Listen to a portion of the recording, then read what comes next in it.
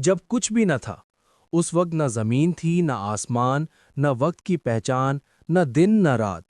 ہر طرف خاموشی تھی، ایک ایسی خاموشی جو عقل سے ماورا تھی۔ صرف اللہ رب العزت تھا، جو ہمیشہ سے ہے اور ہمیشہ رہے گا۔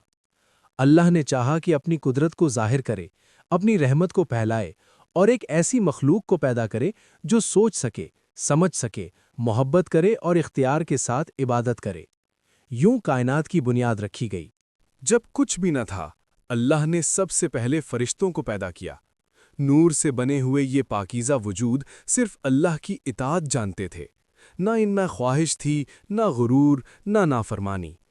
پھر جنات کو آگ سے پیدا کیا گیا۔ ان میں اختیار تھا، جیسے بعد میں انسانوں کو دیا گیا۔ انہی جنات میں ایک ایسا تھا جو عبادت میں سب سے آگے تھا، ابلیس۔ ابلیس اتنا عبادت گزار تھا کہ فرشتوں کے ساتھ آسمانوں میں رہنے لگا۔ انسان کی تخلیق کا اعلان۔ ایک دن اللہ تعالیٰ نے فرشتوں سے فرمایا، میں زمین میں اپنا خلیفہ بنانے والا ہوں۔ فرشتے چونک گئے۔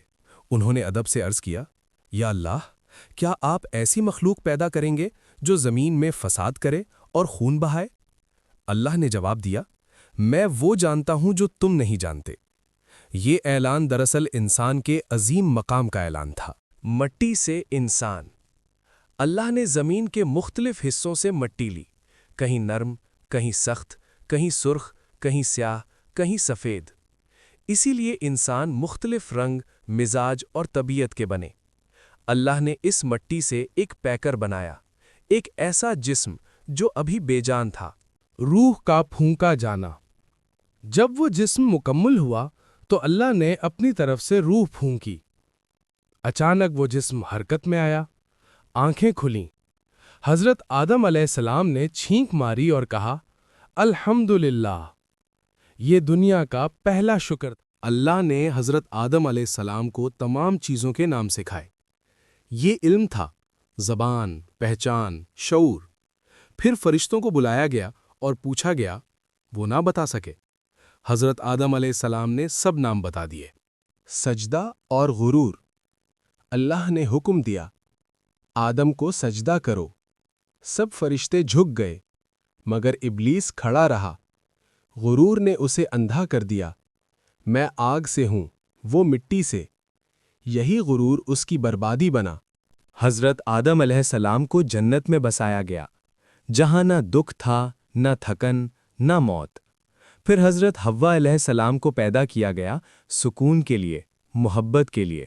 ایک درخت تھا، بس ایک، اس کے قریب نہ جانا۔ ابلیس نے وسوسہ ڈالا، جھوٹ، لالچ، ہمیشہ کی زندگی کا فریب۔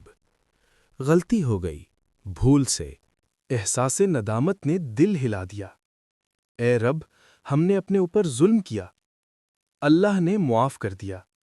یہ انسان کے لیے امید کا دروازہ تھا۔ جنت سے زمین، سخت مگر حقیقت۔ یہاں محنت تھی، آزمائش تھی، مگر ہدایت بھی۔ کھیتی، کپڑا، گھر، آگ، سب حضرت آدم علیہ السلام نے سکھایا۔ یہ انسانیت کی پہلی درسگاہ تھی۔ قابیل اور حابیل، حسد، قربانی، قتل، یہ تاریخ کا پہلا خون تھا۔ حضرت آدم علیہ السلام نبی تھے۔ انہوں نے سکھایا، اللہ ایک ہے، شیطان دشمن ہے، توبہ نجات ہے۔ ایک طویل زندگی کے بعد حضرت آدم علیہ السلام کا وقت پورا ہوا۔ فرشتوں نے تدفین سکھائی۔ انسانیت کا باپ سو گیا، مگر اس کا پیغام زندہ رہا۔